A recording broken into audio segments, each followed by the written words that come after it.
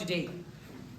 On the behalf of the administrator, staff and students of St. Paul's School, I welcome you to the 57th Inter-School Elocution Contest for the NM Masters Memorial Sheet at St. Paul's School, Darjeeling. I'd like to call upon Mr. Poonam Lama, Head Juniory, to give the opening speech. Thank you. Respected Father Stanley Varghese, Rector, North Point School, Darjeeling, Mr. Andre Lafiba, Headmaster, once again, St. Joseph's School, Darjeeling, Mr. Loudon, Coordinator, JDB, Mount Hermon School, Mr. Peter Lepchan, Acting Rector, St. Paul's School, Darjeeling, distinguished guests, ladies and gentlemen, a very good afternoon to all of you. I stand here on behalf of our Acting Rector, Mr. Peter Lepchan, the staff and the students of St. Paul's School, to welcome all our participants, distinguished guests, the judges, the audience, members of staff, and all of those who are here to this very important event of this inter-school calendar, the NM Masters Elocution, as we call it. It's my pleasure to welcome all of you and thank you for being here this afternoon. We have had a lot of competitions inter-school, but this is one of the most important, I would say, and which is very keenly contested by all the participating schools in Darjeeling.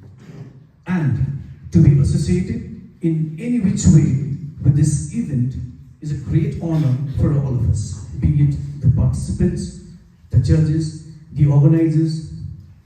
In any which way, as I said, if we are involved in this, it's a great honor, and it's more so for us here at St. Paul's, because this year we celebrate 200 years of our existence, and it's an honor and privilege for us to be hosting this very important inter-school event, and we call it NM Masters Elocution. So once again, I welcome all of you, and at the same time, I would also like to wish all the participants the very best. May you be able to give your best and do your school proud. Thank you all, and now I hand over the mic to our Master of Ceremony, Parman Mandal. Thank you. Seated for the invocation presented by the senior school students.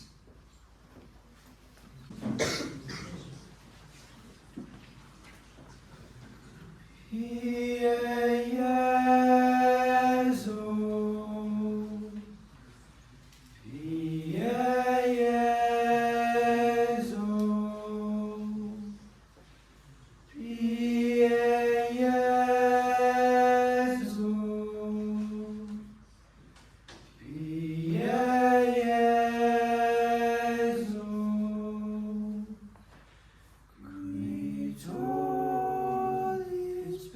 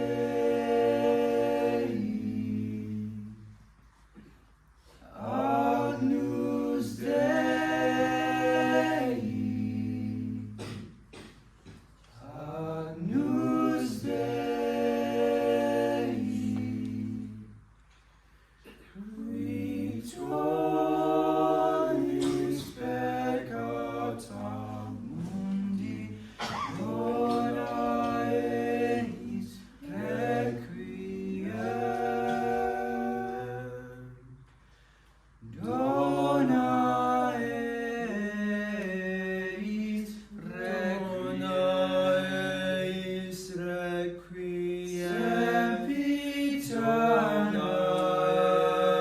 sempiternam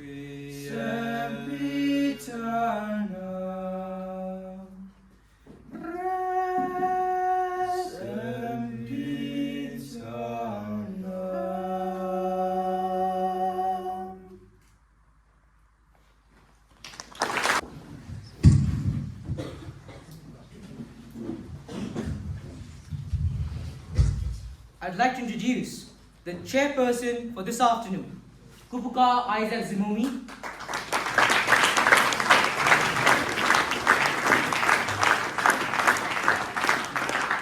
And the timekeeper, Master Atulya Korala.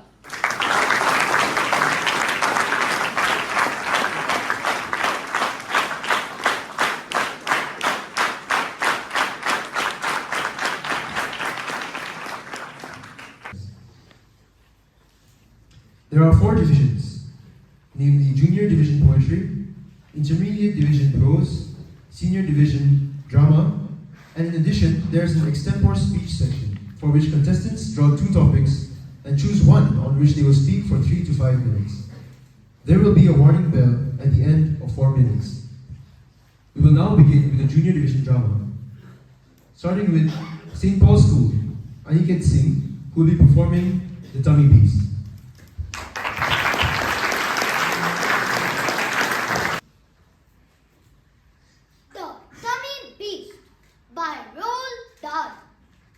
One afternoon, I said to Mommy, "Who's this person in my tummy who must be small and very thin? Oh, how could he have gotten in?" My mother said from where she sat, "It isn't nice to talk like that." "It's true," I cried. "I swear it, Mommy. There's a person in my tummy. He talks to me at night in bed. He always asking to be fed. Throughout the day, he screams at me, demanding sugar buns for tea. He tells me it is not a sin to go and raid the biscuit tin. I know quite well it's awfully wrong to guzzle food the whole day long. But really, I can't help it, Mommy. Not with this person in my tummy." "You horrid child," my mother cried. "Admit it right away. You have lied. You are simply trying to produce a silly asinine excuse. You are the greedy, guzzling brat, and that is why you are always fat." I tried once more. "Believe me, Mommy, there's a person in my tummy." "I had enough," my mother said. "You would better go at once to bed." Just then, a nicely timed event delivered me from punishment. Deep in my tummy, something struck, and then an awful noise was heard. A snorting, grumbling, grunting sound that made my tummy jump around. My darling mother nearly died. "My goodness, what was that?" she cried. At once the tummy voice came through. "Hey there, listen you, I'm getting hungry. I want eats. I want lots of jokes and sweets. Get me half pound of nuts. Look snappy, or I will twist your guts." "That's him," I cried. "He is in my tummy. So, now do you believe me, Mommy?" But Mommy answered nothing more because she had fainted on the floor.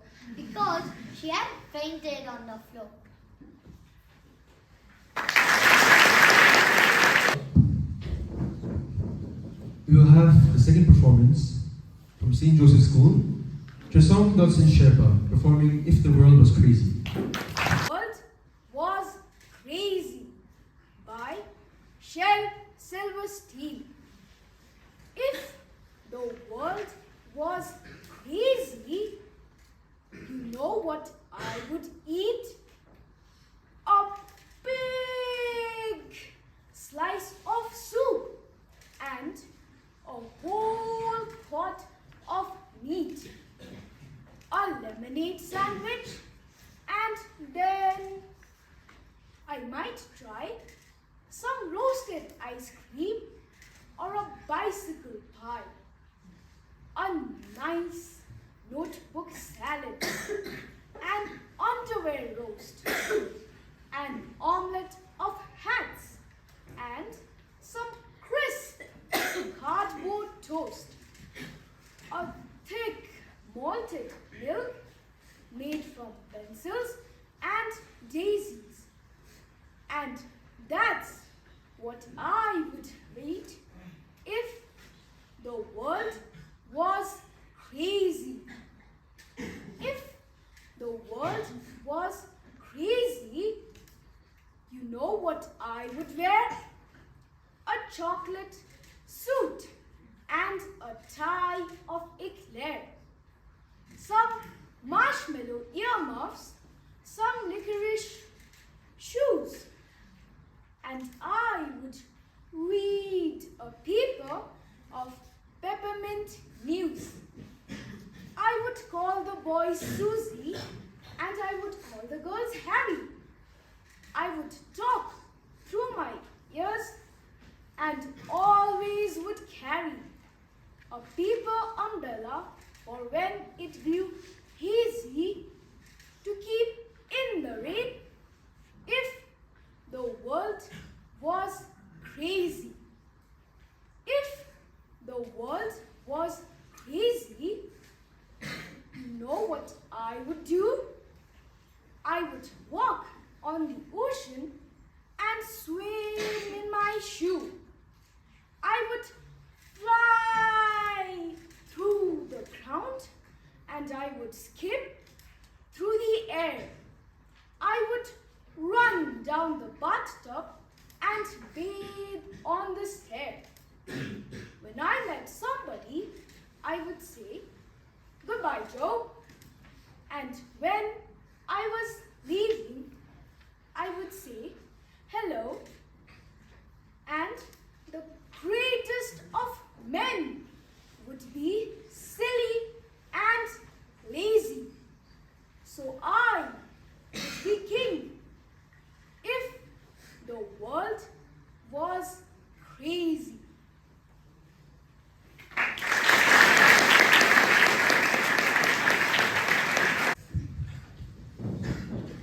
Now from Loreto Convent, we have Ritima Thapa performing The Louse and the Mosquito. The Louse and the Mosquito by Vikram Seth. In the king's bed, creeped the louse. Lived in her ancestral house.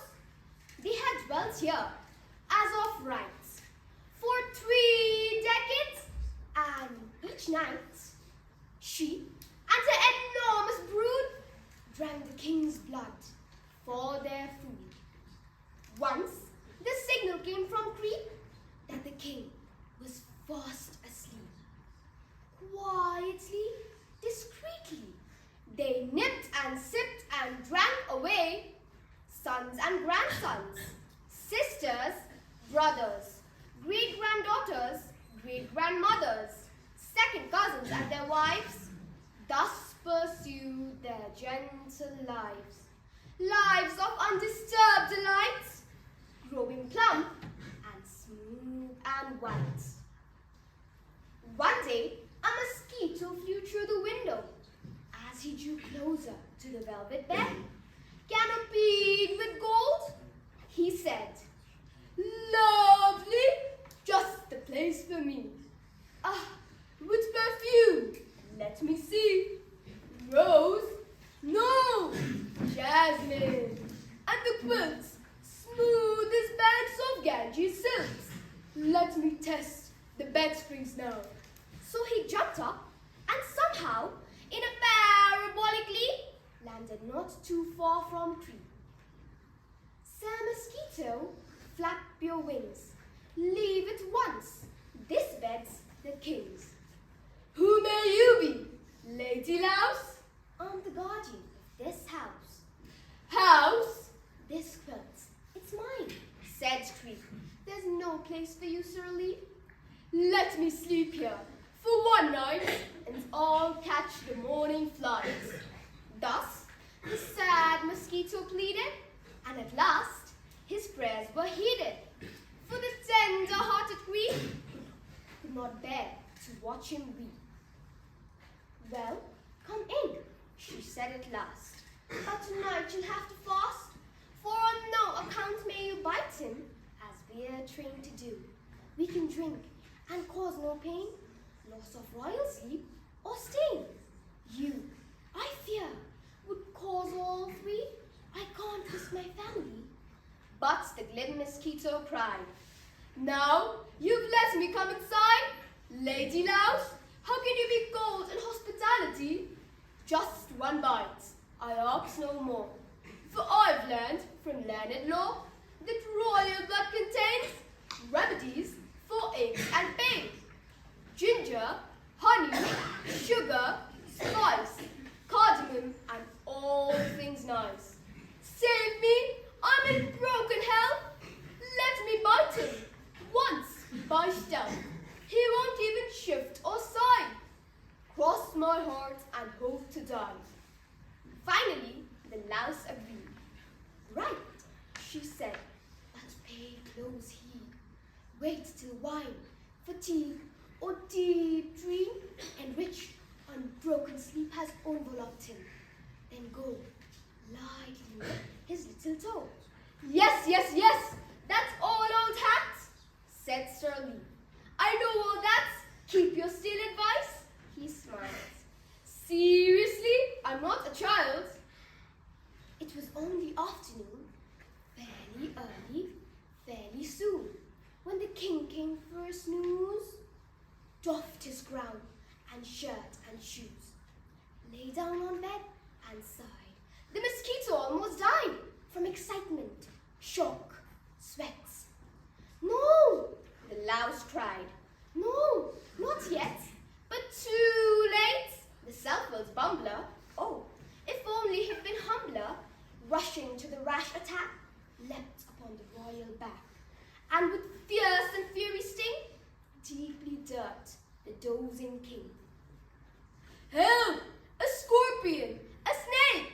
Screamed the king, at once away. I've been bitten! Search the bed!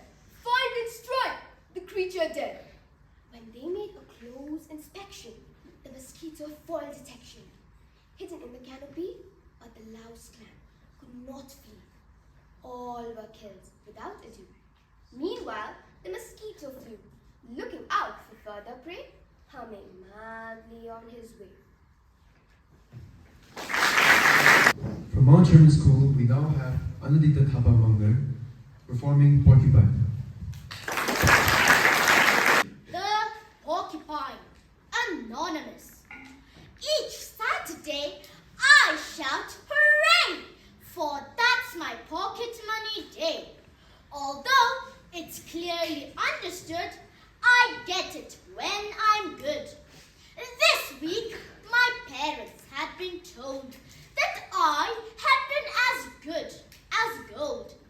So after breakfast, 50p my generous father gave to me. Like lightning down the road I ran, until I reached the sweet shop man and bought the chocolates of my dreams. A great big bag of raspberry cream. There is a secret place I know, where I quite often like to go. Beyond the wood, behind some rocks, a super place for guzzling chalks. When I arrived, I quickly found a comfort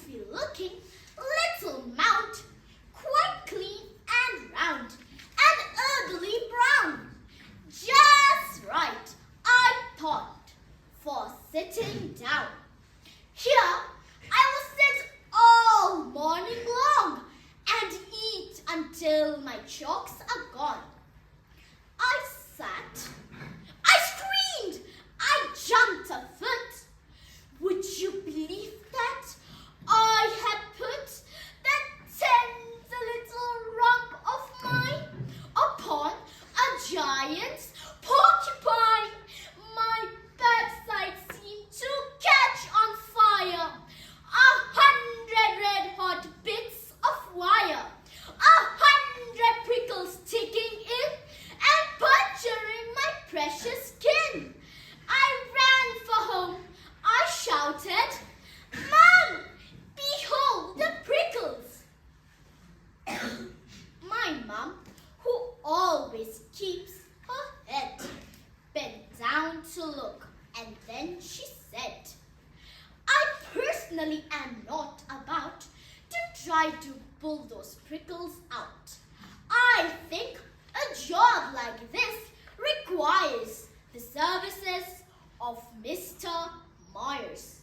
I shouted, "Not the dentist, no! Oh, Mom, why don't you have a go?" I begged her twice, I begged her thrice. But grown-ups never take advice. She said, "A dentist very strong. He pulls things out the whole day long."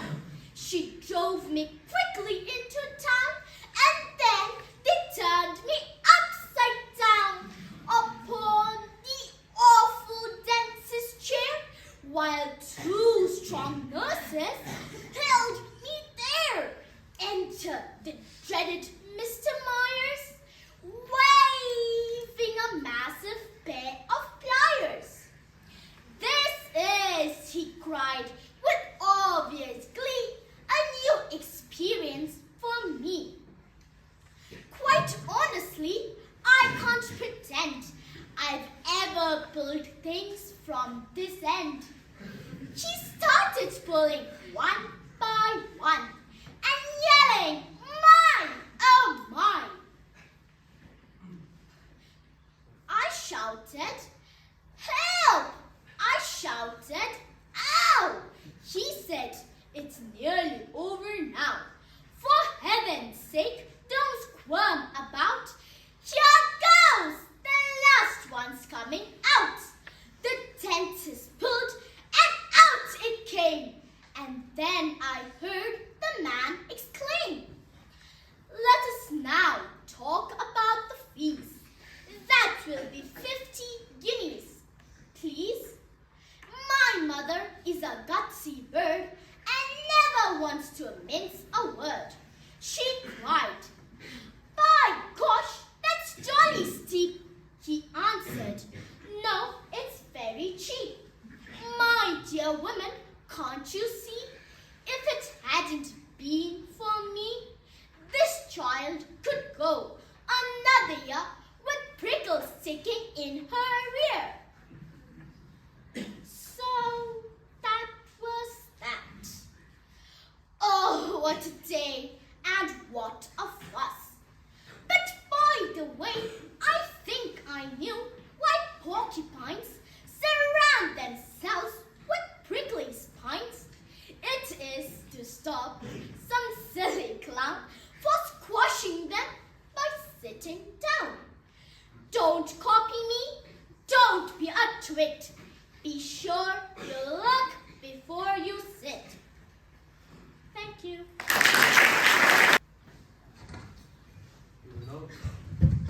We will now begin with the Intermediate Division Prose. First, we have from St. Joseph's School, Nispaksh John Chitri performing Nat. Nat, an extract from Little Men by Louisa May Alcott. A new world had opened up for Nat, and he was happily settled in it.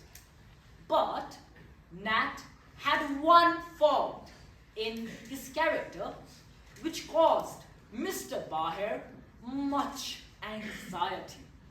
Sometimes Nat told lies. Not black lies that might harm somebody, but lies, however harmless, are, after all, lies. I used to tell lies because I was afraid of father, and now I do it sometimes because the boys laugh at me.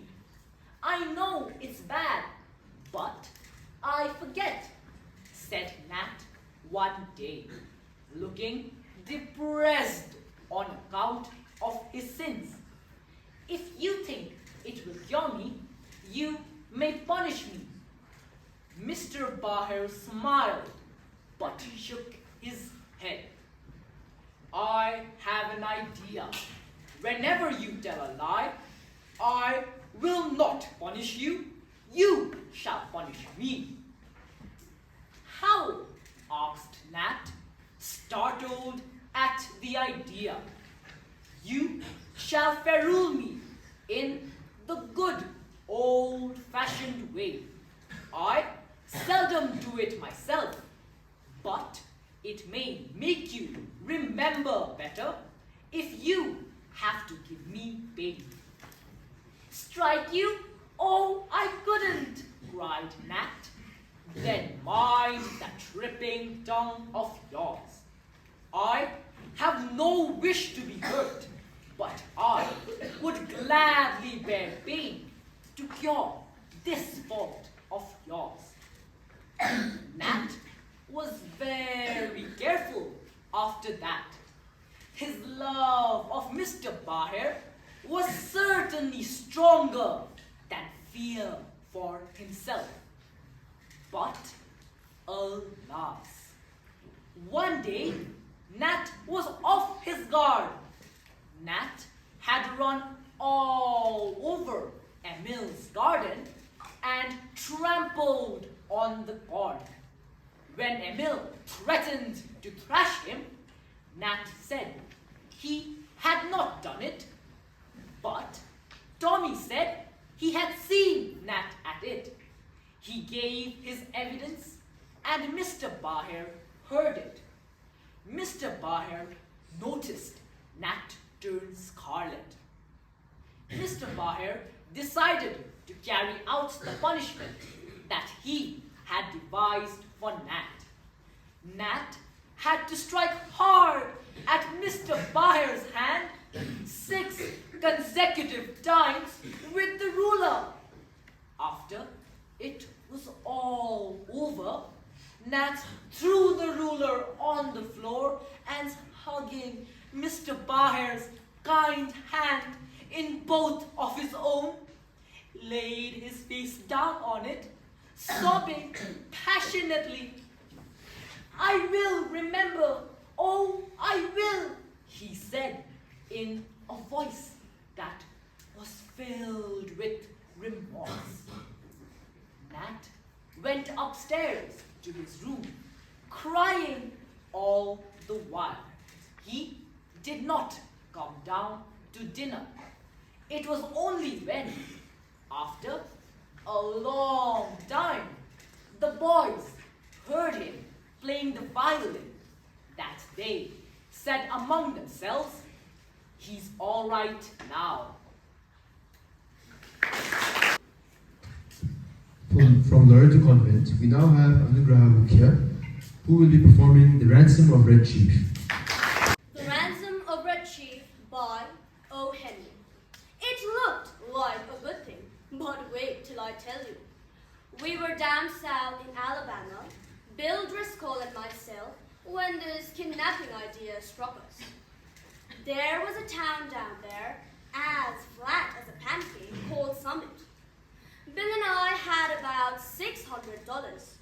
We needed just $2,000 more for an illegal land deal in Illinois.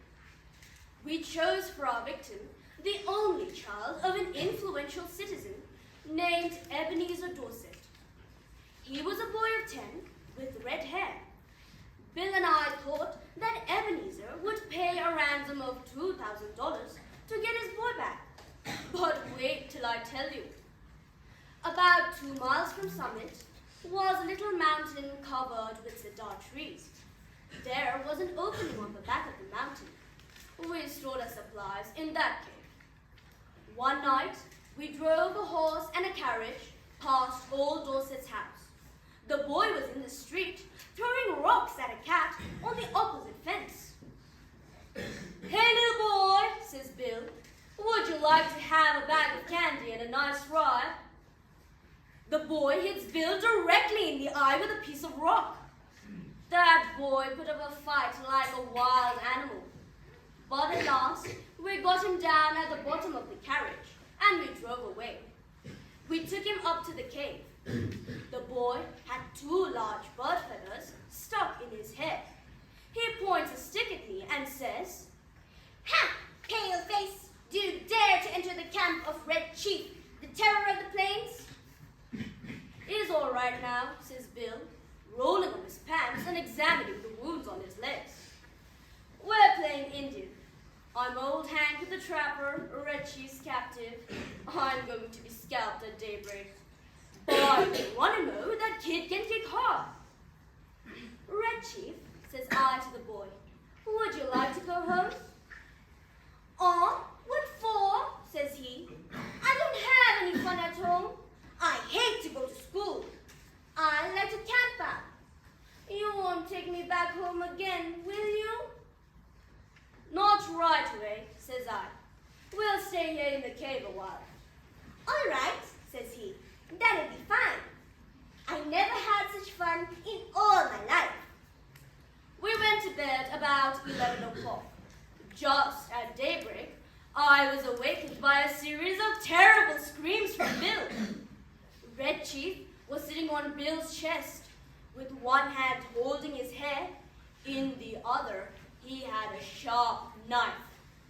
He was attempting to cut off the top of Bill's head based on what he had declared the night before.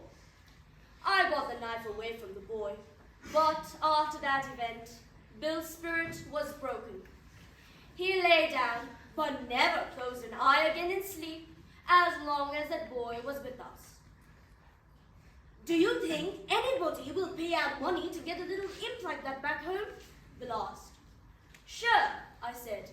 "A boy like that is just the kind that parents love. Now you and the chief get up and make something to eat while I go up on top of this mountain and look around." I climbed to the top of the mountain. Over towards summit, I expected to see the villagemen searching the countryside, but all was peaceful. Perhaps, says I to myself, it has not yet been discovered that the wolves have taken the lamb from the fold. I went back down the mountain. When I got to the cave, I found Bill backed up against the side of it. "I'll fix you," says the boy to Bill. "No man ever yet struck the Red Chief but what he got paid for it. You better be careful." "If your behavior does not improve," says I'll take you straight home. Now, are you going to be good or not?" "I was only funning," says he. "I didn't mean to hurt old Hank, but what did he hit me for? I'll behave if you don't send me home." I thought it best to send a letter to old man Dorset that day, demanding the ransom and telling him how it should be paid. The letter said, "We have a boy. We demand $1,500 for his return, the money to be left tonight in the box at the bottom of the fence opposite the 3rd tree at 8:30 on the road to Poplar Cove via a messenger. If you fail to agree to our demands, you will never see your boy again. If you pay the money as demanded, he will be returned to you, safe and well, within 3 hours." I mailed my letter. At 8:30, I was up in the 3rd tree waiting for the messenger to arrive. Exactly on time, a half-grown boy rides up the road on his bicycle. He puts a folded piece of paper into the box and leaves. I got the note and was back at the cave in a half hour. I read it to Bill. This is what it said. "Gentlemen, I received the letter about the ransom. I think you're a little high in your demands. I hereby make you a counter proposal, which I believe you will accept. You bring Johnny home to me and pay me $250, and I agree to take him off your hands. You had better come at night, because the neighbors believe he is lost, and I could not be responsible for what they would do to anybody they saw bringing him back. Very respectfully, Ebenezer Dorset. Sam, says Bill, what's $250 after all? We've got the money. One more night and this boy will drive me crazy. I think Mr. Dorset is making us a good offer. You aren't going to let the chance go, are you? Tell me the truth, Bill, says I. This little lamb has got on my nerves too. We'll take him home, pay the ransom, and make our getaway. We took him home that night. We got him to go by telling him that his father had bought him a gun, and we were going to hunt bears the next day. It was 12 o'clock when we knocked on Ebenezer's front door. Bill counted out $250 into Dorset's hand. When the boy learned we were going to leave him at home, he began to cry loudly and held himself as tight as he could to Bill's leg. His father peeled him away slowly. How long can you hold him? Bill asked. I'm not as strong as I used to be, says old Dorset, but I think I can promise you 10 minutes. Enough, says Bill. In 10 minutes, I shall cross the central, southern, and middle western states and be running for the Canadian border. And as dark as the night was, and as fat as Bill was, and as a good runner as I am, he was a good mile and a half out of Summit before I could catch up with him. Thank you.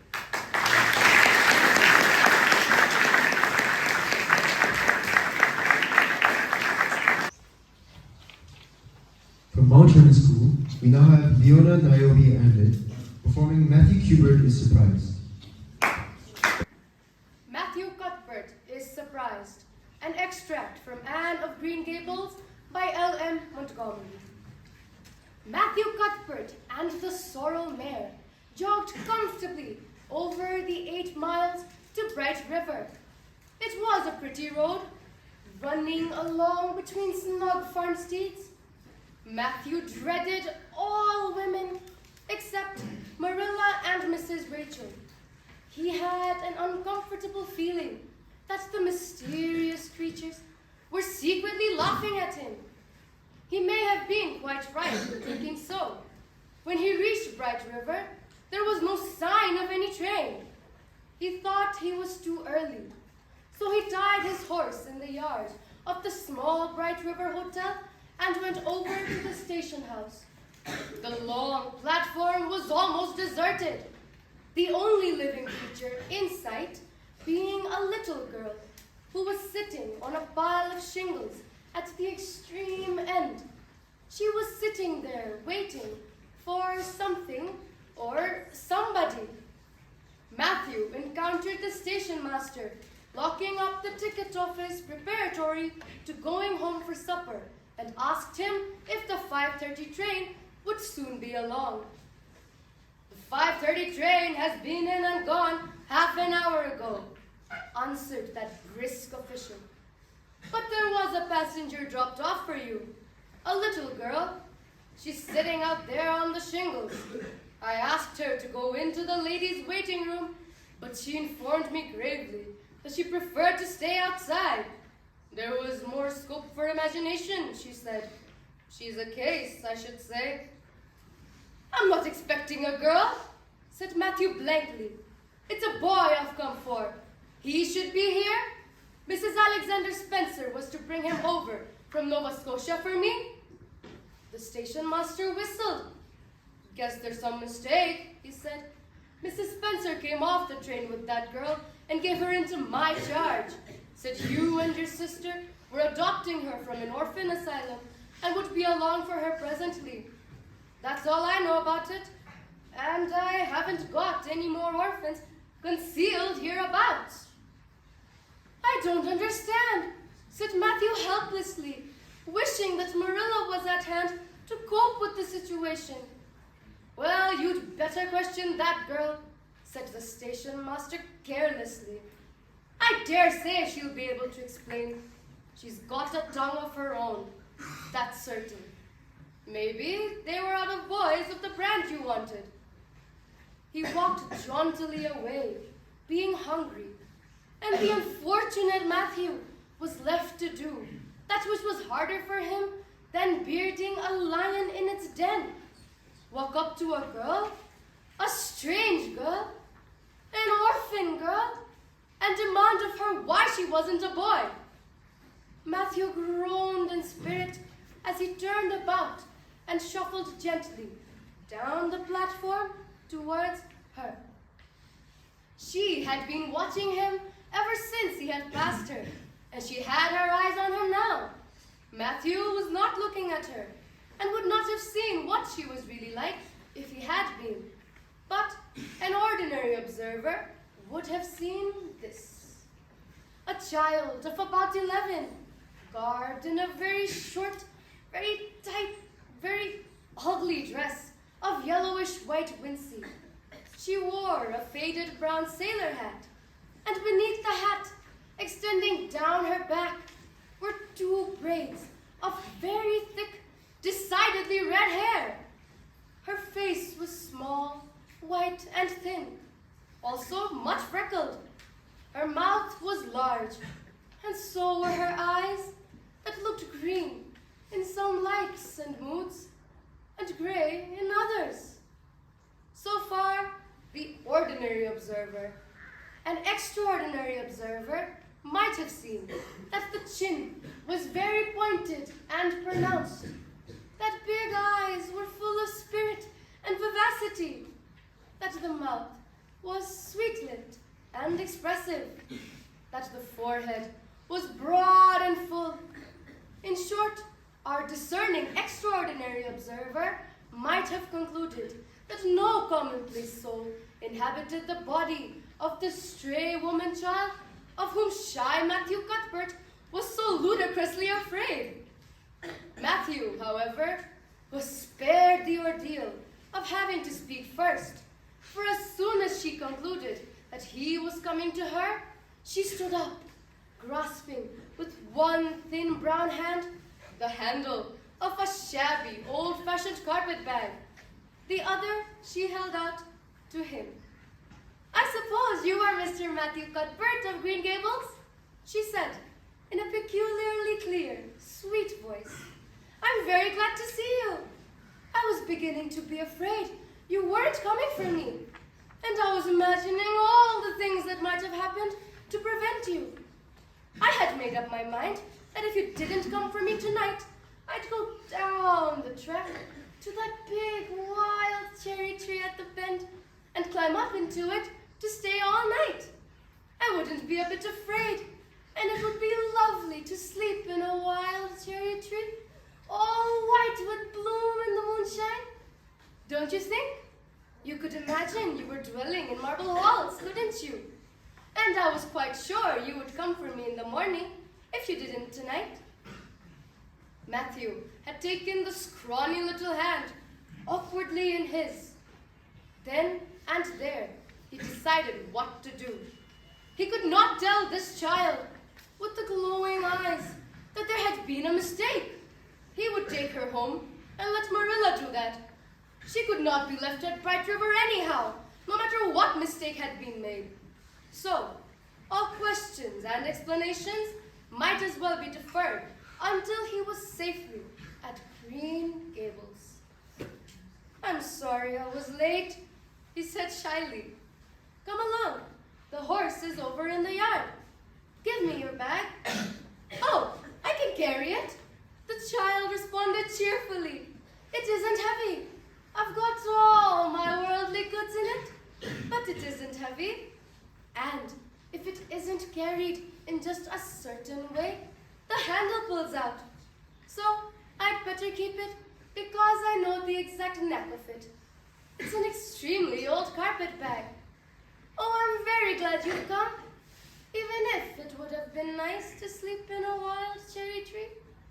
We've got to drive a long piece, haven't we? Mrs. Spencer said it was 8 miles. I'm glad.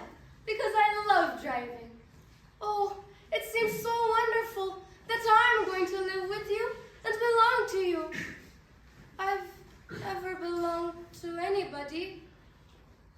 Not really. Then, holding tightly to the bag which contained all her worldly goods, she followed him. From St. Paul's School, we now have Shraddha Das performing If I Am the Prime Minister of India. If I Am the Prime Minister of India by Anita Pinto. Friends, Indians, countrymen, lend me your ears. I have come to eradicate poverty. If any of you should die of starvation, I shall see that your family receives compensation. If you are homeless, I shall see that more drain pipes are kept on the streets for you to live in. Because I am of the people, by the people, and for the people. Oh, sorry, respected judges, teachers, and friends. I was just practicing my opening speech. If I am the Prime Minister of India, would I be making empty popcorn promises? Would I make life and death issues with the flick of a fly swatter? Or would I really try to burn corruption to the ground? Provide hope for the poor, irrigate fields, improve public transport, and be a truly approachable Prime Minister? Oh, my dear friends, how I wish I could. But it is humanly possible in a country such as ours, facing a high-pressure electronic world. If I were the Prime Minister of India, I would want to see every hungry man fed. But with the billion people, I would have to be a super Christ. I would want to be open with my cabinet ministers. But how do I know which ones would shoot at my back? I would want to clean up cities. But what do I do with the lota carriers who sit down on the highways and women who throw their garbages in the downstairs balconies?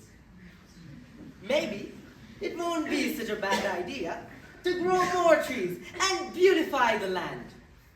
But wouldn't Bollywood movie directors rent them for heroines to sing around? I would attend Commonwealth and UN meetings. But whom would I represent a country whose population exploded a long time ago? Then why would I want to be the Prime Minister of India? Because it's the feeling I belong to the overpopulation, to the hunger and the thirst, to the dirt and the rain. It's a feeling I can touch, I can smell, I can taste.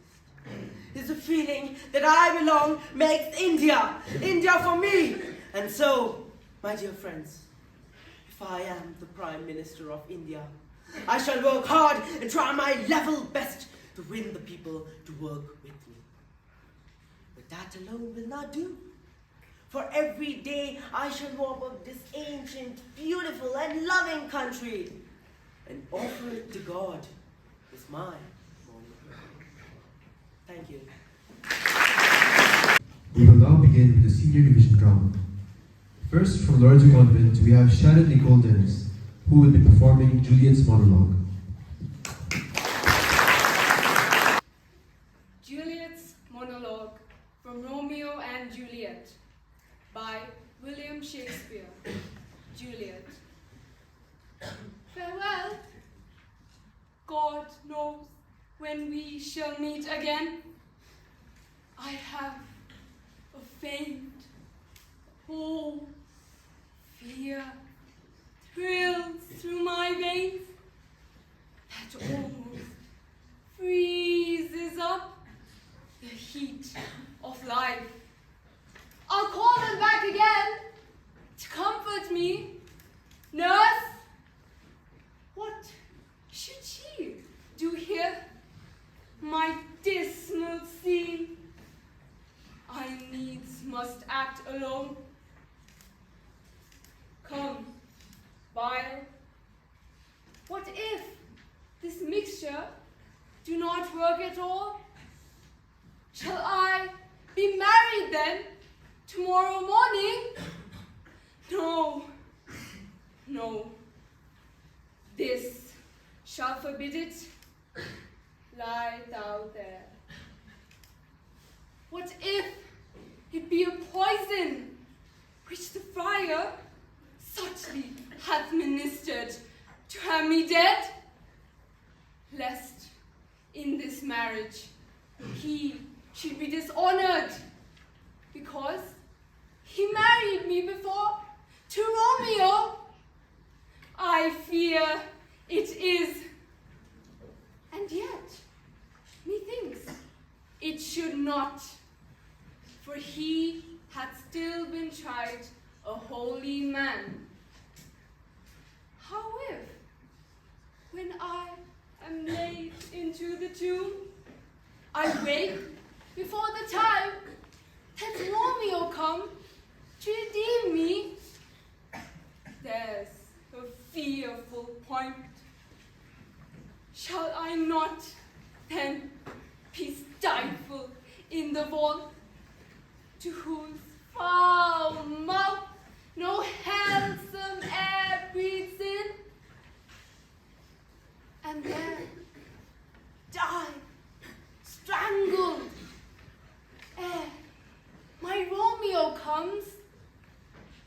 Or if I live, is it not very like the horrible conceit of death and night, together with the terror of the place, as in a vault, an ancient receptacle, where for these many 100 years, bones of all my buried ancestors are packed, where bloody Tybalt, yet but green in earth, lies festering in his shroud, where, as they say, at some hours in the night, spirits resort. Alack, alack, is it not like that I, so early waking, what with loathsome smells, and cheeks like mandrakes torn out of the earth, and living mortals, hearing them, run mad? Oh, if I wake, shall I not be distraught, environed with all these hideous fears, and madly play with my forefathers' joints, and pluck the mangled Tybalt from his shout, and in this rage, with some great kinsman's bow, as with a club, dash out my desperate brains. Oh, look, methinks I see my cousin's corpse, seeking out Romeo, that did spit his body upon a rapier's point. Stay, Tybalt, stay! Romeo, I come. This do I drink to thee.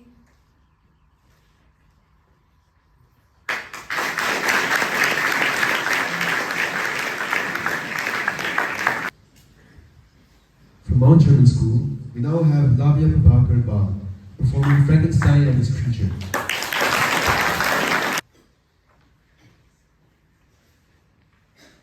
Frankenstein and His Creature, an extract from Frankenstein by Mary Shelley. I suddenly beheld the figure of a man at some distance advancing towards me with superhuman speed. I perceived, as the shape came nearer, that it was the wretch whom I had created. I trembled with rage and horror, resolving to wait his approach, and then close with him in mortal combat. He approached.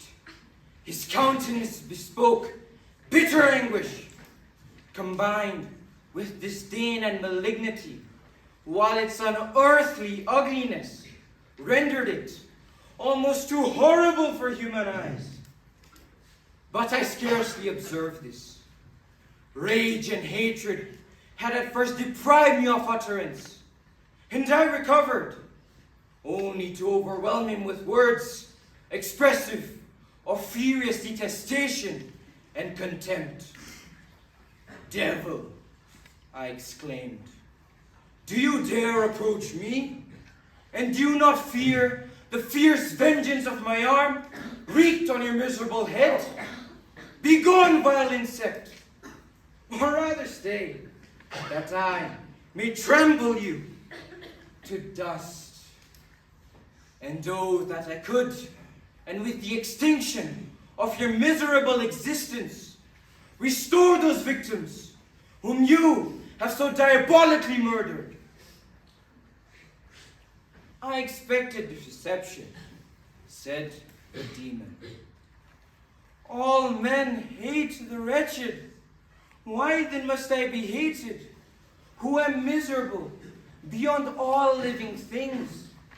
Yet you, my creator, detest and spurn me, thy creature, to whom thou art bound by ties, only dissoluble by the annihilation of one of us." My rage was without bounds. I sprang on him, impelled by all the feelings which can arm one being against the existence of another. He easily eluded me and said, "Be calm. I entreat you to hear me before you give vent to your hatred on my devoted head. Have I not suffered enough that you seek to increase my misery? Life, although it may only be an accumulation of anguish, is dear to me, and I will defend it. Remember, thou hast made me more powerful than thyself. My height is superior to thine, my joints more supple, but I will not be tempted to set myself in position to thee. I am thy creature, and I will be even mild and docile to my natural Lord and King." "Begone! I will not hear you. There can be no community between you and me. Begone, or let us try our strength in a fight in which one must fall." "How can I move thee? Will no entreaties cause thee to turn a favorable eye upon thy creature, who implores thy goodness and compassion? Believe me, Frankenstein, if the multitude of mankind knew of my existence, they would do as you do and arm themselves for my destruction. Shall I not hate them who abhor me? I will keep no terms with enemies. I am miserable, and they shall share wretchedness. Yet it is your power to recompense me. Let your compassion be moved, and do not disdain me. Listen to my tale, and when you have heard that, abandon or commiserate me, as you shall judge that I deserve. But hear me, listen to me, Frankenstein. You accuse me of murder, and yet you wish a satisfied conscience? Destroy your own creature? Oh, praise the eternal justice of man. Yet I ask you not to spare me. Listen to me, and then, if you can, and if you will, destroy the work of your hands. Why do you call to my remembrance I rejoined, circumstances of which I shudder to reflect, that I have been miserable urgent and author. Cursed be the day, abhorred devil, in which you first saw light. Cursed, although I curse myself, be the hands that formed you. Thus I relieved thee, my Creator.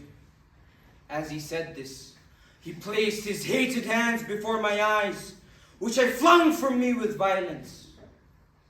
Thus I take from thee a sight which you abhor. Still thou canst listen to me, and grant me thy compassion. By the virtues that I once possessed, I demand this from you. Hear my tale. It is long and strange. As he said this, he led the way across the ice. I followed. My heart was full, and I did not answer him. But as I proceeded, I weighed the various arguments that he had used and determined to at least listen to his tale. For the first time also, I felt what duties of a creator towards his creature were, and that I ought to render him happy before I complained of his wickedness. These motives urged me to comply with his demand. We entered the hut, the fiend with an air of exaltation, I with a heavy heart and depressed spirits. But I consented to listen. He thus began his tale. We now have from St. Paul's School, Shailantan Das, who will be performing an extract from The Merchant of Venice. Good afternoon.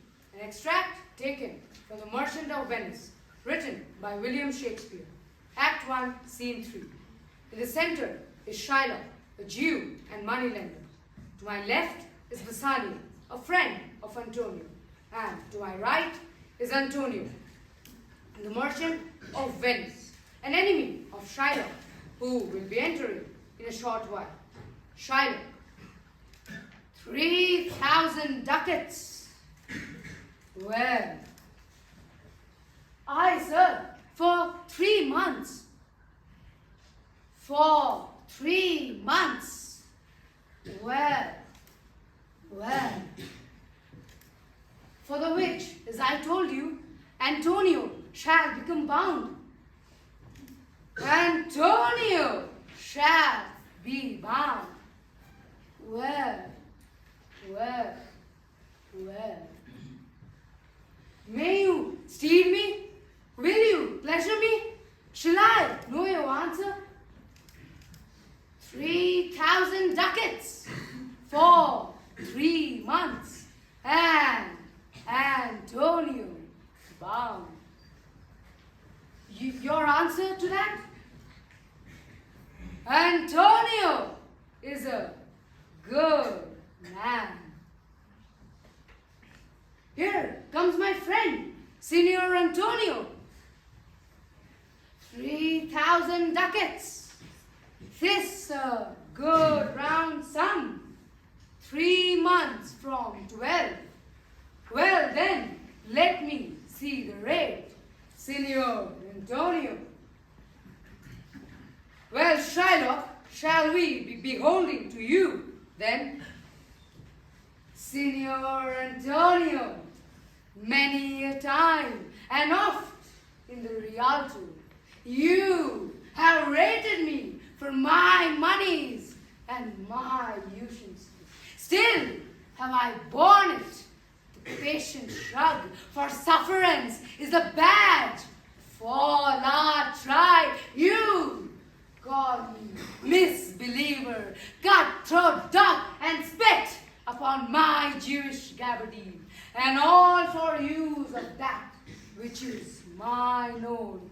Well then, it now appears you need my help.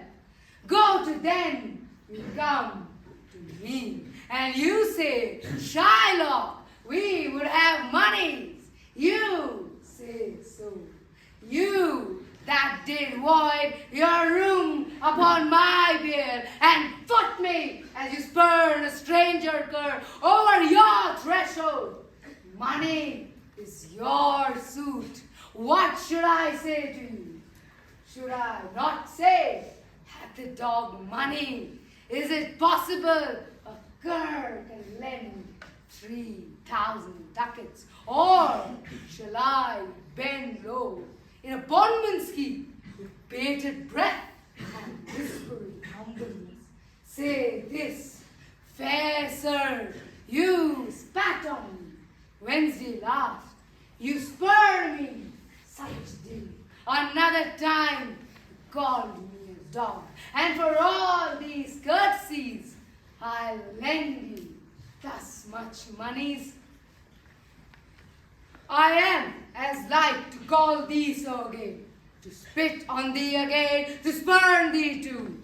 If thou wilt lend this money, lend it not as to thy friends, for when did friendship take a breed for barren metal of his own friend, but lend it rather to thine enemy, who, if he break, thou mayst with a better face exact the penalty. Why, look how you storm. I would be friends with you and have your love. Forget the shames that you have stained me with.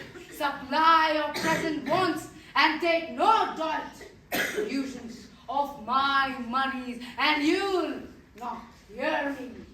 This is kind I offer. This were kindness, Shylock. This surely were kindness. This kindness will I show. Go with me to a notary. Seal me there your single bond, and in a merry sport, if you repay me not in such a day, in such a place, such sum or sums as are expressed in the condition, let the forfeit be nominated for an equal pound of your fair flesh to be cut off and taken in what part your body pleaseth me. Content in faith, I will seal to such a bond, and say there is much kindness in the Jew. No, you shall not seal to such a bond for me. I'd rather dwell in my necessity, rather dwell in my misery. Oh, Father Abraham, what these Christians are, whose own hard dealings teaches them to suspect the thought of others. Yes, Shylock, I will seal unto this bond. Then meet me forthwith at the notary's, giving directions for this merry bond, and I will go first, duck it straight, see to my house, left in the fearful guard of an unthrifty knave, and presently I'll be. Exit Shylock, Antonio. Hi thee, gentle Jew, the Hebrew will turn Christian, he grows kind. Come on, Bassanio, in this there can be no dismay. My ships come home a month before the day. Thank you. School, we now have Abhik Agarwal, who will be performing an extract from a Christmas carol. An extract from A Christmas Carol by Charles Dickens.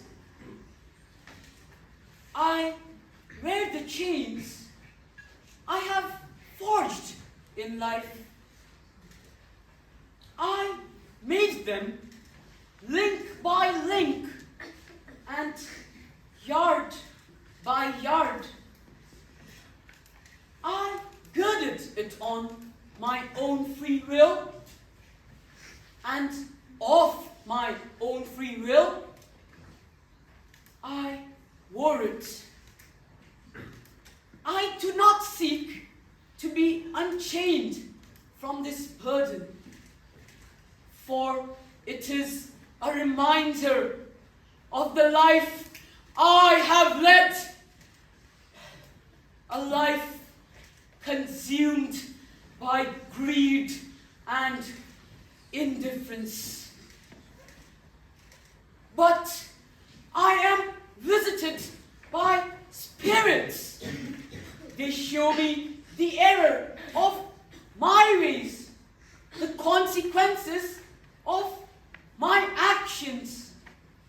They bring me face to face with the shadows of the past, the ghosts of the present, and the spectre of the future. And through their visitations, I am given a chance at redemption. I have been a fool, blind to the suffering and the joy that surrounds me. I have turned my back on those in need, clutching my wealth tightly as if it were a lifeline. But now I see the error of my miserly existence. I see the joy in sharing, the importance of compassion, and the transformative power of love. No longer shall I be the cold-hearted miser, the embodiment of indifference.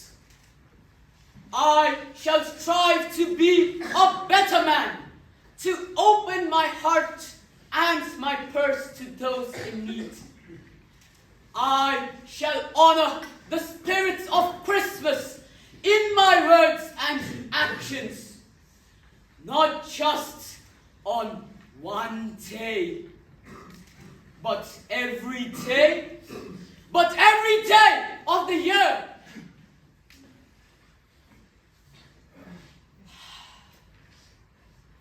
I shall honor the spirit of Christmas in my heart and try to keep it all the year. I will live in the past, the present, and the future. The spirits of all three shall strive within me. I will not shut out the lessons they have taught me. Oh, Jacob Marley, thank you for your visitation, for it has sparked a fire within my soul. Extempore Speech Division. From Mount Hermon School, first we have Prasna Pilla, whose topic is Laughter is the Best Medicine.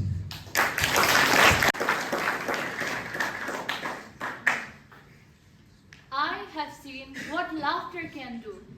It can turn the most unbearable tears into something bearable or even hopeful. Good afternoon, everyone. The topic for my extemporary speech today is Laughter is the best medicine. Laughing can be a medicine for so many things. It can turn many impossible things into seeming that it may be possible. Laughter can help you convert your fear into something wonderful, like happiness. What is that one big obstacle everyone has in their life? Fear. We seem to be in fear of everything or afraid of almost everything, like ghosts, exams, that one strict teacher everybody knows, competition, and sometimes even your crushes. And there is one antidote for such things: laughter. Even the scariest teacher may seem the coolest teacher once they start laughing. Laughter can help you make friends and can be a medicine to cure your loneliness. Who wouldn't be friends with someone who can make you laugh? I am sure everyone here have wonderful things and wonderful friends with whom all fears, stress, anxiety seems to fade away once they laugh with them or at them. Laughing with your friends or anyone will surely help you remain calm. Laughing helps you change the atmosphere. I am sure every one of us here have been to parent-teacher meetings. Oh my, they are dreadful things. Mostly because of the tense atmosphere. But can you imagine what it would be like if everybody was laughing? Well, it would probably be something like this. Your son has got very low marks. Oh, really? Wait, what? It would probably be something like that. Laughter can be the best cover and the best medicine for pain. Who would suspect a thing when you're laughing? Because you can turn painful situations around through laughter. If you can find humor in everything, even poverty, then it will be sure that you can survive it. And now we come to the most important point of laughter as the best medicine, the health benefits. Let me start with an example. Have you realized that when you get really angry, you start feeling dizzy all of a sudden? Well, it is just your blood pressure going up, up, up, while your exam marks seems to be coming down, down, down. Blood pressure rising is very dangerous, and feeling dizzy is the most important and prominent sign for it.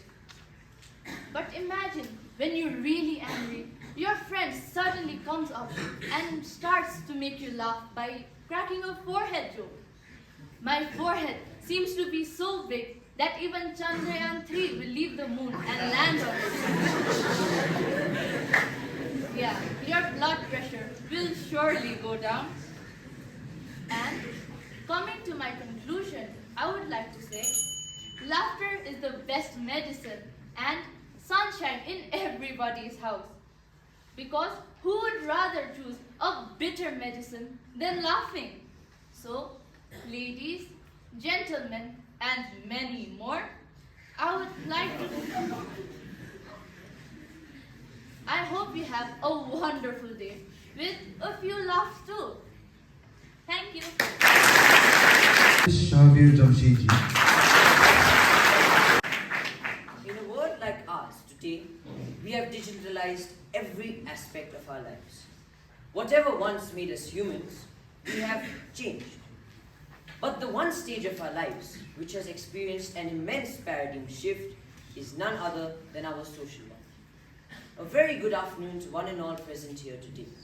At the NM Masters, I, Yavish Jamshedji, will be talking about the relatively modern and relatable topic of how social media is making us much more unsocial. Unless you are some of the older people in the crowd who prefer to write letters like they did in the Victorian age, then I'm pretty sure that we all know what Instagram and Facebook is. They have become our primary source of information and communication. But we all know that information or data from an Instagram platform is extremely unreliable. If my teachers found out that the project data was collected from Instagram, then the 0 marks would be the last thing I would be worried about. So let's move on. And I will be blatant with you by saying that virtual life is just not real. The same people I talk to on WhatsApp are extremely different in reality. And people online just seem all the same. They all have the long hair, the long t-shirt, the long pants, and my God, I cannot forget the cheap background music at the Instagram selfie. The same people, when spoken to in real life, will cower like a turtle does in his shell. So let's move on to a little more light-hearted one. That is dual life. But what do you mean by dual life? Well, let me explain. Kids like us today deal with immense loads of stress. Like rats, we are running about our campuses, going from class to class, preparing for exam after exam, JEE, IIT, NEET, whatnot. But on top of that, our parents tell us what to do. Our teachers tell us what to do. Our friends tell us what to do. If you're from my home state of Gujarat, neighbors will also tell you what to do. This is the unfortunate condition of our first life. And of course, we, being the immature children God intended us to be, went and made it 100 times worse. How? By creating our second virtual persona, our second life, which is quite different from the first. To balance out these two lives is quite the task, and most of the times impossible. And it has extremely severe consequences. Imagine a stone rolling down a steep hill. Your stress leads to frustration. Frustration leads to anger. Anger leads to hate. And hate leads to misery. And when that sorrow and anguish hits you hard enough, that is when most give up in life. And death touches the spring of our common humanity. But let us leave aside that depressing topic and move on to an even worse repercussion of social media. Social media has changed the very definition of three things: grammar, diction, and most importantly, spellings. Thank you has become THX. Talk to you later has become TTYL. That is the least of it. And this, what I'm about to say, comes from the bottom of my heart, being from the English department of St. Paul's School. If someone tells you a joke, please do not reply with lol, lamau, and lumfau. Last, but certainly far away from the least, will be the damage of our confidence. Today's youth, today's generation lacks charisma. The posture and charm which must come while having a conversation has been lost like that Titanic submarine at sea. You see, the old ways of conversing should continue. And most importantly, especially intellectuals like us, we must stay real. Thank you very much.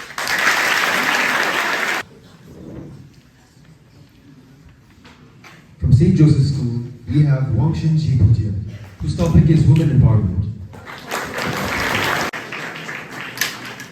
Good afternoon, dear chairperson, sirs, members of the jury and of the house. Today, I will be presenting a speech on the topic, Women Empowerment. Once there was a time when women were thought to be lesser than men, considered to be unfit to do anything but chores and raising children. But today, in our modern age, we have realized the potential that women hold to not only grow, but to outshine the men themselves. The concept of strong women is not a modern one. Ever since the age of antiquity, women have proved themselves to be capable of greatness. From Joan of Arc to Margaret Thatcher, women have proved themselves to be capable of leading thousands by their words alone. We've all heard of Cleopatra, the Pharaoh of Egypt, who through a charm and intellect won over great men like Julius Caesar and Mark Antony. And what about the great Rani Lakshmi Bai of Jhansi, who fearlessly and bravely led the Indians against the British in the revolt of 1857. And let's not forget Queen Victoria, who oversaw Britain being the greatest nation on this planet for over 100 years. When we go to war, it is the women who take up the irresponsible thing we have left behind, which is our children. We leave our children behind when we go to war, but it is the women who take up the responsibility of raising them alone. I am sure you have all seen how hard our mothers work to not only earn money, but to maintain the household. Without them, the entire family falls apart. After all, they are the ones who clean the house. They are the ones who cook delicious food for us. And they are the ones who constantly scold us for not cleaning our rooms and forever spending time on our gadgets chatting to our girlfriends. And they are the ones, after all, who kiss us goodnight. In the Dark Ages, women were thought to be property and completely controlled by their husbands. And when they showed the slightest interest in studies, they were considered to be witches and burned at the stake. But today, we have justly given them the recognition they so deserve. Today, women have been given the equal rights as men and have started to be treated equally by everyone. A survey conducted in 2022 clearly shows that the number of women in the workforce has increased by over 30%, a monumental rise of its era. Women today have started taking up professions once thought as inclusive and exclusive of only men. The great scientist Marie Curie forever cemented the potential that women can hold. Once, she earned not only one, but 2 Nobel Prizes for her excellent work in the fields of both physics and chemistry. Today, here, as I'm standing right now, I have also recognized the greatness and potential the girls of Loreto and Mount Hermon can hold as they have proven themselves here today. Today here, they have shown themselves equal of their male counterparts, and sometimes even better than them. The story of the empowerment of women is a testament to our growth as a society, but also it stands as a testament to the suppressed potential that women hold. We have all heard of the proverb, behind every great man is a woman, but behind every great woman is her own hard work and sheer determination. Thank you. Respected chairman, honorable judges, and members of the House. When I say the words mental health, your mind may fill with images of screaming patients from a mental asylum, of a person teetering on the edge of a cliff, or perhaps of a bedroom floor littered with discarded gin bottles. If whatever assumption I have made applies to you, then I am sorry to say that you represent everything that is wrong with our society. Normally, I would follow this sentence with a no offense. But trust me when I say, in a case like this, I mean full offense. Why is there such a silence around these words? And why has our society over-exaggerated it to the point where mental health seems a sort of a demonic activity? Mental health is treated as such a taboo in a society such as ours. The words therapy, depression, and anxiety may as well be grenades because of the silence and the destruction that follows after we uttered it. The way people handle mental health are on completely 2 opposite ends of the spectrum. On one hand, you have people who take it far too seriously, and on the other hand, you have people who take it far too lightly. In a hypersensitive world such as ours, where our reaction to everything is an overreaction, people treat those that suffer from depression, anxiety, ADHD, or OCD as though they are invalids. Although the questions, are you okay today? Or will you be okay tomorrow, may seem like completely normal questions to you. To them, it may seem as though we are asking them, will you be normal again tomorrow? Can I treat you as a person tomorrow? And on the other hand, we have the teenagers who joke about this far too much.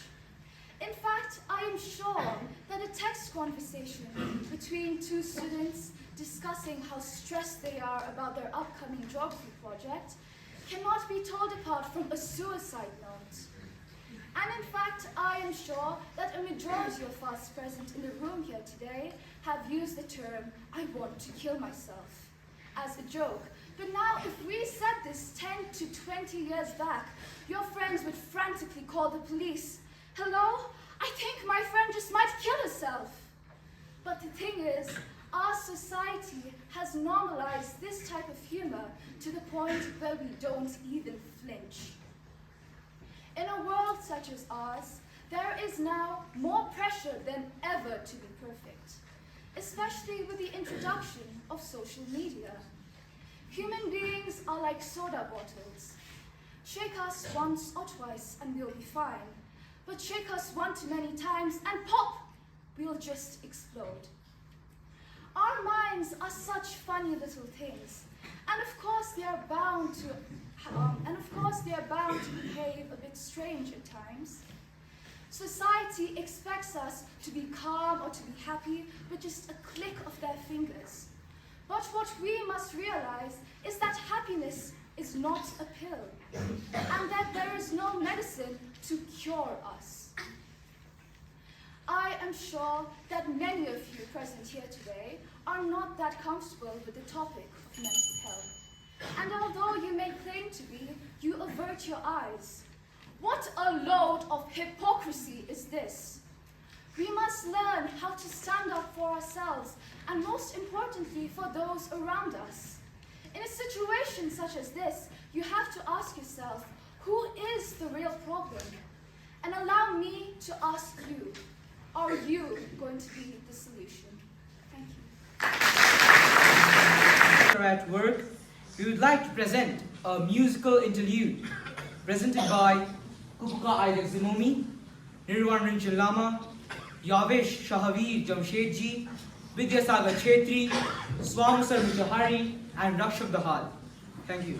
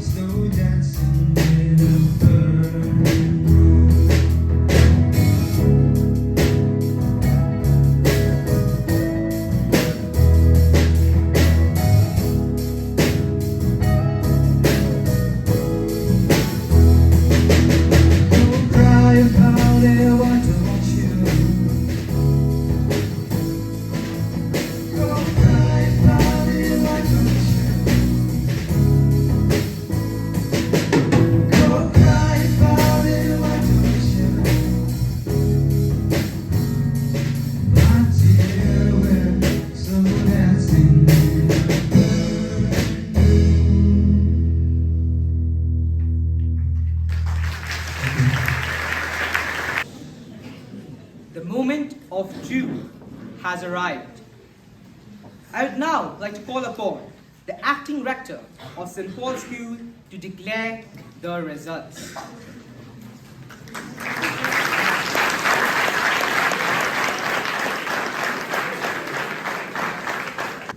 Good evening, ladies and gentlemen. Students,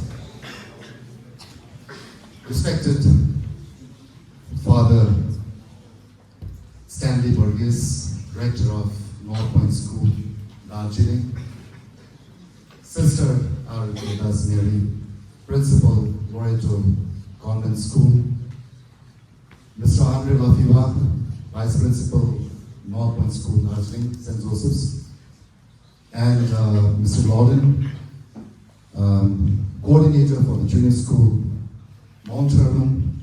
First of all, I want to really place on record a very special thank you to all of you for coming over here and being part of this NM Masters.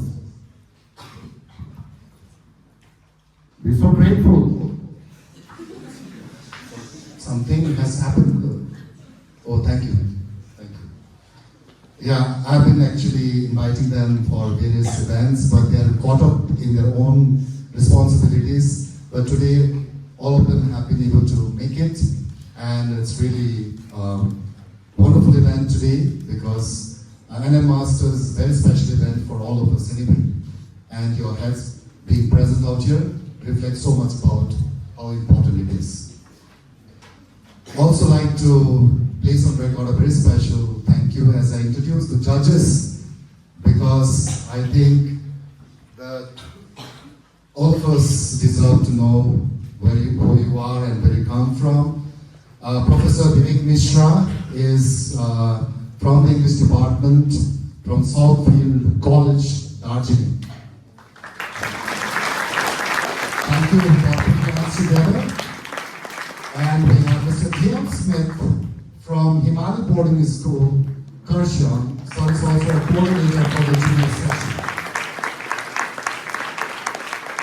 And finally, we have Ms. Sumanlata Pradhan from Gothals School, Memorial School, ma'am. And sirs, thank you very much for your time, very precious time that you've taken. Obviously, I still have the word of thanks, but I can't proceed with the results without acknowledging your presence, and therefore I wanted to just say a special thank you to all of you. Shakespeare said, speak the speech as I pronounce it to you, trippingly on the tongue. If you mouth it, as many of your players do, I would have the town criers speak the lines. Shakespeare was very particular when it came to performance on the stage. That is why Shakespeare's plays are what they are. It's still raining today. 2 pieces were heard today. And I want to, before I come to the students, I want to thank all the teachers who have trained the students the way they should be trained in performing their elocution. They've done wonderfully well. Thanks to all the teachers who have guided the students today. Let's put our hands together for the teachers. Of course, the play is not over. I know you're anxiously waiting for the results. Play is not over without the actors doing the act. And I was really baffled sitting at the chair there, wondering where this storehouse of energy coming from. Each one of you was so good, and I was just talking to Father there, it must have been very difficult time for the judges to judge these pieces that you are elocuted by these students. Ladies and gentlemen, put hands together for all the participants today.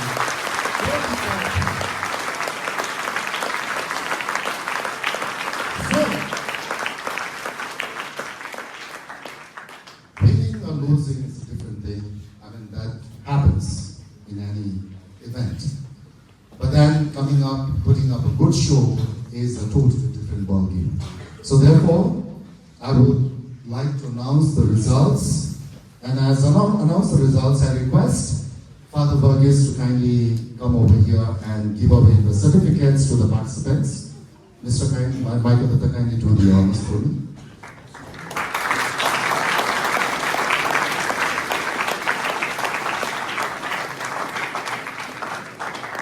In junior division, poetry, in the third place is Ridhima Thapa from Moreto Convent.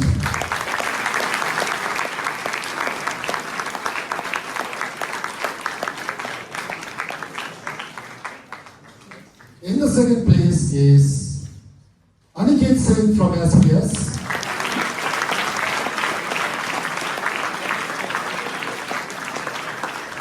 And the winner is, I think you must have guessed it, Anandita Thapa.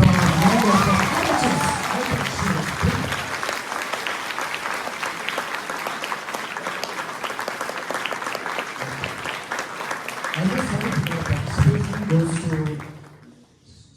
Trisong Ditsen Shepa.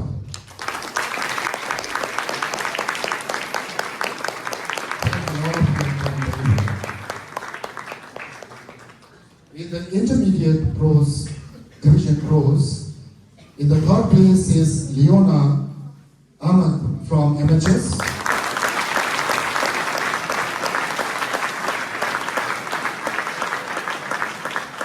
In the second place is Saurik Das from SPS.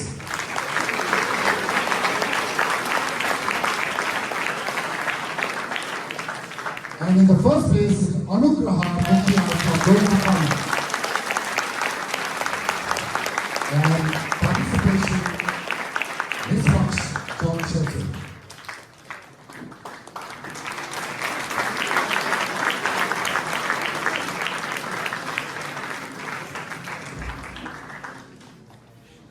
Senior Division Drama, there's a joint third. That means you know what's coming. Okay, that's joint third. Shannon Dennis and Rabia Deepal from NHS and NC.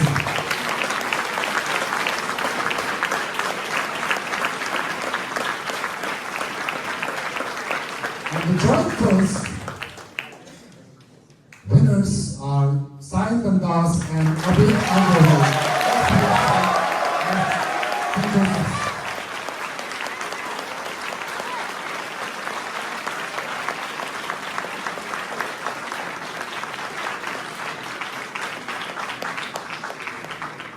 In the external section, that's the fourth event. There's a joint second. One ship. She was here from HCS and Maya Chin Rai from Moreto College.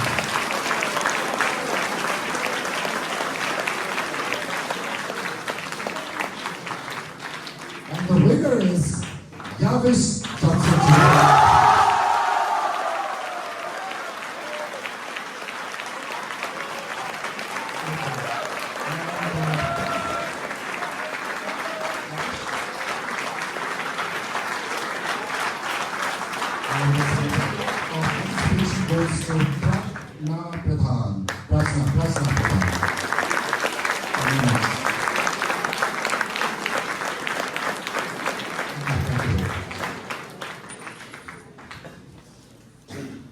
We have a prize money for the best speaker, and I request the sister to kindly do the honors.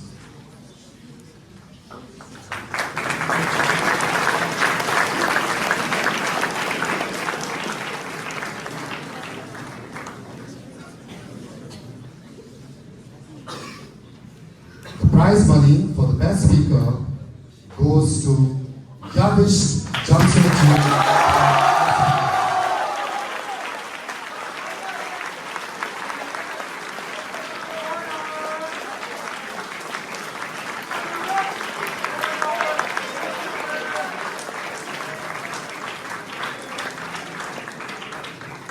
Now the final results. There's a joint third. MHS and and St. Joseph's School, North Point.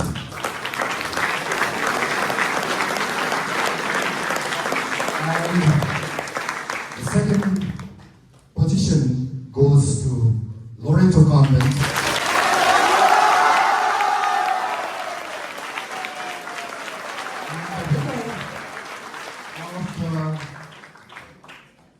And Masters Elocution 2023 goes to St. Paul's School.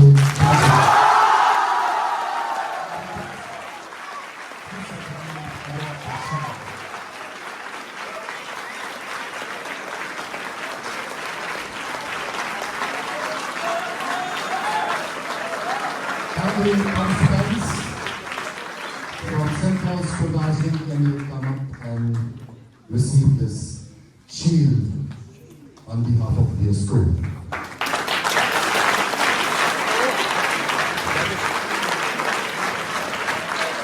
Congratulations.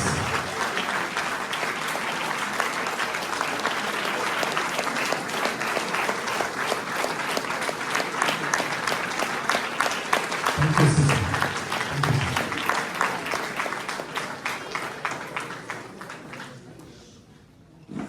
As we close, I want to really place and record a very special thanks to some of the people who have really worked hard to make this event a very successful one. First of all, I'd like to call on the stage Mr. David Sisser, head of the English department, and also teachers. We have Mr. B. Ryan. Mr. B. Ryan, yes, because they have been working very hard from day one, coordinating the events and organizing things around. I would like to also thank all the heads of the wings for doing all the needful. Obviously, I want to thank the PA department for doing everything that was to be done to, carry on with this event. The two Master of Ceremony and also Master of Ceremony Arman Mandu, and also the chairman for coordinating the events, the timekeeper. Thank you very much for your help and support, and all the senior boys who have actually rendered very special help. Especially during this time, it's been a very busy time for all of us. Yet NM Masters came in, and so we had to carry on with this responsibility. But more than that, of course, as I thank our staff, I want to thank all the participants as well as the teachers from other schools, heads of the schools, for sending, the students and spectators as well. Without the audience, the show is not complete. So helping, mobilizing the people, teachers to take the students to this place. And I want to put a very special thank you to the 3 judges who have made this event possible for all of us. Thank you each one for your help and support. Let's all stand for the national anthem.